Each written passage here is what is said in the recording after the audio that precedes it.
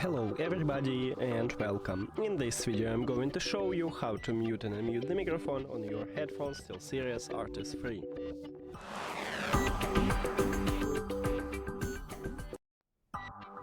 Now let me play recording, and as you can see right now I speak and right here we have no waves. It's because the microphone is mute.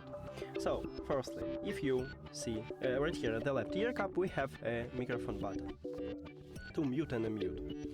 If you see this red background at this button, it means that your microphone is mute. So to unmute it, just press on it, and as you can see right now I speak and we have some waves.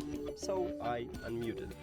And to mute the microphone you need to press again at this microphone button, and we just mute it. That's it.